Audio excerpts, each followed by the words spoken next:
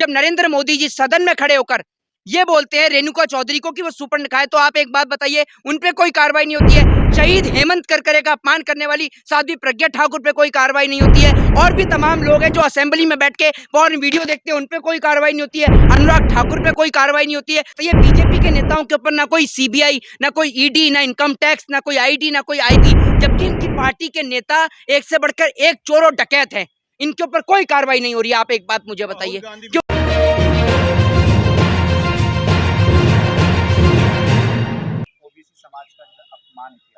देखिए, सबसे पहली बात मैं आपको बता दूं, जो चोर होगा उसी को तकलीफ होगी। राहुल गांधी का टारगेट नीरव मोदी, ललित मोदी थे, जो देश का लाखों करोड़ों रुपया लेकर भाग गए, जिन्होंने बैंक को करोड़ों रुपए का चूना लगाया।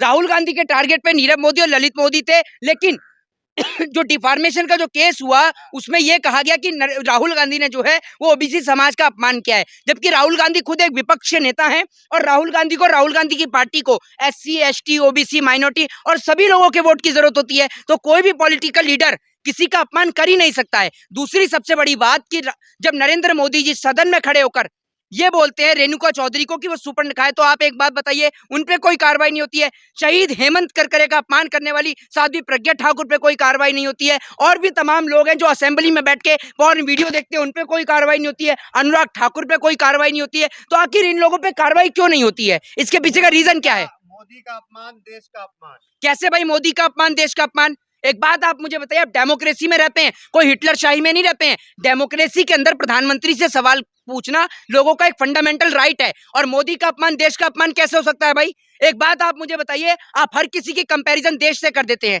आज विपक्ष के ऊपर जो है गिरफ्तारी की तलवार लगातार हर जगह से लटकी हुई है। आज आपने देखा होगा कि हाईकोर्ट से जो है वो उद्धव ठाकरे, आदित्य ठाकरे, संजय राउत, तीनों का जो है वो सम्मन जारी हो गया है। उधर अखिलेश यादव को और असदुद्दीन ओवैसी को नोटिस जारी हो गया है। तो नरेंद्र मोदी जी मेरे ख्याल से इस देश के अंदर साल 2024 का अंतिम और आखिरी चुनाव होगा, मुझे ऐसा लग रहा है। क्योंकि जिस तरीके से पूरे विपक्ष को उठाकर जेल के अंदर बंद करने की एक साजिश रची जा रही है, कश्मीर से कन्याकुमारी तक, कभी टीएमसी के नेता जेल जाते हैं, कभी आम आदमी पार्टी के नेता जेल जा रहे हैं, कभी आरजेडी के नेता जेल जा रहे हैं, तो कभी आपने देखा होगा कि कांग्रेस के नेता जेल जा रहे हैं, तो कभी किसी की संसद की सदस्यता रद्द हो रही है। एक बात आप मुझे बताइए, बीजेपी के नेताओं के ऊपर ना कोई सीबीआई, ना कोई ईडी, ना इनकम टैक्स, ना कोई आईडी, ना कोई आईबी, जबकि इनकी पार्टी के नेता एक से बढ़कर एक चोर और डकैत है, इनके ऊपर कोई कार्रवाई नहीं हो रही है। आप एक बात मुझे बताइए क्यों? विदेश में जाके ये कहते हैं कि मैं दुर्भाग्य से सांसद हूँ। अरे भाई, आप एक बात मुझे बताइए, दुर्भाग्य से सांसद है, एक बात आप मुझे बताइए ना, उसके बाद तो आपने यही कर दिया आकर,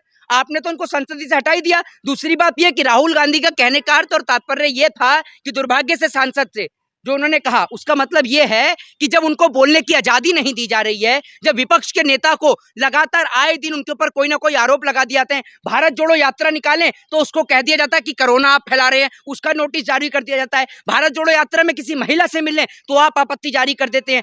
इस बार मैं आपको बता दूं कि नरेंद्र मोदी जी इतना डरे हुए हैं, भाजपा इतनी बौखलाई हुई है कि विपक्ष के सभी नेताओं को जेल के अंदर बंद कराने की कोशिश और साजिश रच रही है। कहने की क्या जरूरत है? एक बात आप मुझे बताइए, नरेंद्र मोदी जी क्या क्या कह के आए हैं विदेश में, आपको पता है? आप सुना है कभी? आप नरेंद्र मोदी पे चर्चा क्यों नहीं करते हैं?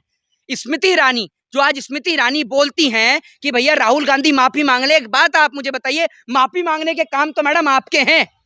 आप नरेंद्र मोदी जिस टाइम पे गुजरात के मुख्यमंत्री थे, उस टाइम पे आप बोलती हैं कि नरेंद्र मोदी जी का मुख्यमंत्री बने रहना एक शर्मनाक घटना है, और आज आप उन्हीं की पार्टी से नेता, मंत्री और सांसद बन के बैठी हुई हैं। तो आप जैसी महिलाएं जो हैं जी, श्रीनिवास ने भी जो है क्या नाम है, स्मृति ईरानी का अपमान किया है। क्या अपमान किया है बताइए आप मुझे। महंगाई को लेकर के उन्होंने ये कहा था कि जो है पहले ये लोग कहते थे कि महंगाई जो है क्या नाम है, डाइन है, अब डार्लिंग हो गई है। हाँ, तो इसमें क्या है? इसमें क्या अपमान है? कौन सा अपमान है भाई? एक बात आप मुझे बताइए, वाक्य में पहले तो जो 2014 से पहले की जो महंगाई थी वो महंगाई थी, अब इनकी भौजाई हो गई है, हमने भी बोल दिया। तो लीजिए, आप एक बात बताइए, वो नहीं, मैं ये पूछना चाह रहा हूँ कि वो स्मृति ईरानी जो सिलेंडर पे पैसे बढ़ने पर जंतर मंतर पे धरना देती थी, आज सिलेंडर 1100 प्लस का हो गया, वो इस स्मृति ईरानी कहाँ है? मतलब स्मृति ईरानी कहाँ गायब हो गई? कहाँ है? देश के लिए काम कर रही है। क्या काम कर रही है देश के लिए? बताइए क्या काम कर रही है? बताइए ना क्या काम कर रही है? आपका मुंह गूंगे हैं, क्या काम कर रही है? बोलिए ना भाई, बता ही रहे। हाँ, बता, दिखा दीजिए, दिखा दीजिए। किसके साथ में मिलके? किसके साथ में मिलके? जी के मंत्रिमंडल में है। हाँ तो क्या काम कर रही है जरा बताइए, भाजपा ने क्या काम किया, स्मृति ईरानी ने क्या काम किया, जरा बताइए तो।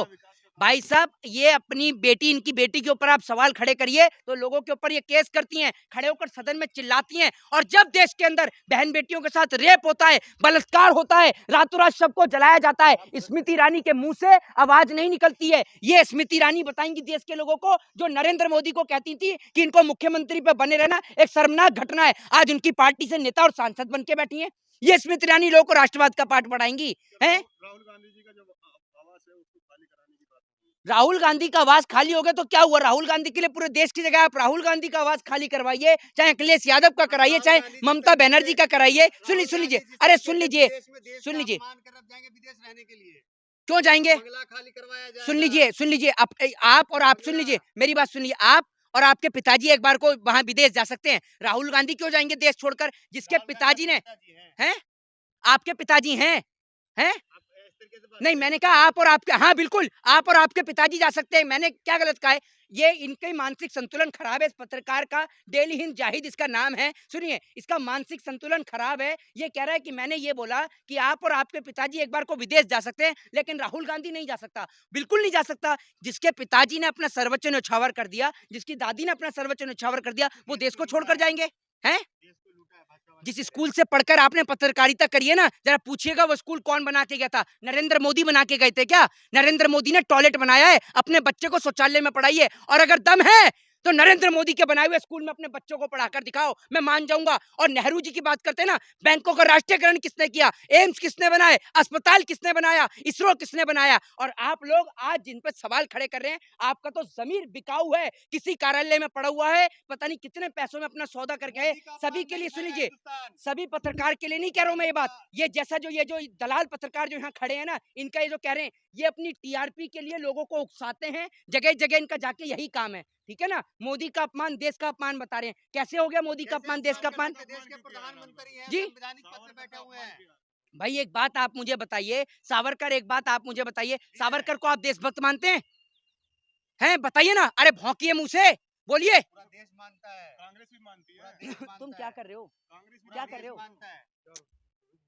यार, तुम पता नहीं क्या कर रहे हो यार, बार बार यार रुक गया था तो ये कि दोनों कितनी देर का हुआ है, तो खत्म कर दो। पूरा देश वीर मानता है। अरे आप मानते हैं, बड़े बड़े नेता मानते हैं। अरे भाजपा के, मेरी बात सुन लीजिए, भाजपा के नेता तो जो है बाहर निकलने के बाद में बलात्कारियों को भी फूल की माला पहनाते हैं, तो आप भी पहनाते हैं बलात्कारियों को फूल की माला? ये बताइए ना आप मुझे, बताइए आप मुझे, बिल्किस बानो के जो बलात्कारी हैं जब वो बाहर आए थे, उनको फूल की माला किसने पहनाई थी, जरा जवाब दीजिए। भाजपा के नेता तो बलात्कारी भी हैं, भारतीय जनता पार्टी का एमएलए कुलदीप सिंह सेंगर बलात्कारी है, आप उसको सपोर्ट करते हैं क्या? दीजिए ना। स्मृति ईरानी के जिस तरीके से स्मृति ईरानी का आपने अपमान किया है, आपने ये कहा कि सिलेंडर का दाम बढ़ गया है, पूरा देश खुशी खुशी सिलेंडर खरीद रहा है। हाँ तो आप एक मिनट, आप एक बात मुझे बताइए, आप दिलाकर आ रहे हैं, पहले तो कहते हैं देश की जनता 80 करोड़ राशन ले रही है, 80 करोड़ की जनता जो है मोदी जी के मुफ्त के राशन पर जिंदा है, ठीक है ना, मतलब वो 100-200 रुपए का 500 रुपए का आटा नहीं ले पा रही है, लेकिन इस दलाल पत्रकार के कहने पर वो 1100 का सिलेंडर हंसते हंसते ले रही है। ये दिलाकर आता है सबके घर में, इसका एड्रेस लेकर इससे लो सब सिलेंडर। जय हिंद, जय भारत, वंदे मातरम। मिल रहा है, शुगर बनाई, अरे यार वीडियो 6 मिनट का बना है, कहां बना 6 मिनट चलने दो, क्या करेंगे बताओ। अरे यार ये बात तुम यार अपना फोन हर जगह घुसेड़ना तुम्हारा क्यों जरूरी है? क्यों, हाँ क्यों नहीं है, क्यों नहीं है, हमें भी दे दिया करो ना। हाँ इतने साल से तुम्हें ही दे रहा हूँ।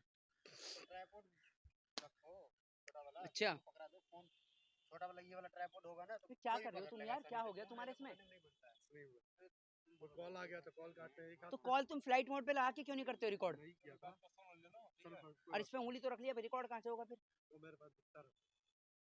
सही वीडियो बननी तुम्हारी, अगर देखना खराब होगा ना इसका तनख्वाह काटे। मैं देख रहा हूं वीडियो, बोले चलो कहां पर थे? राहुल गांधी। पूरा देश जो है आज मोदी जी से खुश है। अरे भैया अगर पूरा देश, मेरी बात तो सुन लीजिए, फिर से मोदी जी आएंगे तो ये जो इतनी सीट जो अखिलेश यादव को मिली है, आप कह रहे हैं पूरा देश खुश है, ये जो इतनी सीट अखिलेश यादव को मिली है, जो उद्धव ठाकरे को लेकर आए थे, जिन्हों की सरकारें गिराई हैं, क्या ये इनके पक्ष में कोई नहीं है? ये देश में नहीं आते ये लोग, ये गिनती में नहीं है क्या? विपक्ष तो बटा हुआ है, कहां इकट्ठा है कोई? आज मैं वही आपसे कह रहा हूँ, आज पूरे विपक्ष को एकजुट होने की जरूरत है और एकजुट होकर सरकार के खिलाफ आवाज उठाने की जरूरत है। कहीं ना कहीं नरेंद्र मोदी जिस तरीके से लोगों को, विपक्ष को जो जेल के अंदर डलवाने का काम हो रहा है इस देश के अंदर, विपक्ष को एकजुट होकर आवाज उठानी चाहिए और अपनी आवाज को बुलंद कर कर उनको सवाल करने चाहिए सरकार से कि क्यों जेल के अंदर आ रहे हैं, और एक साथ पार्लियामेंट